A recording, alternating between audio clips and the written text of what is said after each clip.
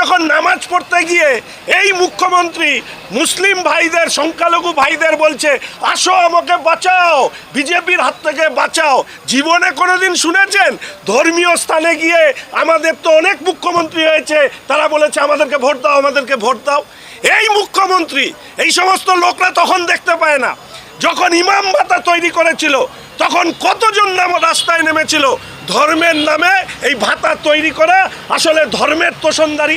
যখন এই ইমাম ভাতা চালু হয়েছিল উনি তখন ঘুমিয়েছিলেন, আর এদের জন্যই আজকে হুমায়ুন কবিরদের মতন, ফিরহাদ হাকিমদের মতন, সিদ্দিকুল্লাহর মতন, এই হামিদুলের মতন নেতারা তারা হচ্ছে ছড়ি ঘোরাচ্ছে।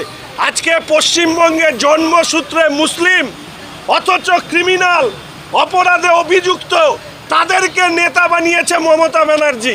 তারা ছড়ি ঘোরাচ্ছে, শিক্ষিত মুসলিম মুখে তালা দিয়ে বসে আছে, অন্য মুসলিম সমাজের লোকরা দুর্ভোগে পড়ছে, আর রাজ্যটা অন্ধকারে গেছে এই মমতা ব্যানার্জির জন্য। তাই ক্ষমা নয়, মমতা ব্যানার্জির বিসর্জনই হচ্ছে এই রাজ্যের পুনরুদ্ধারের একমাত্র রাস্তা।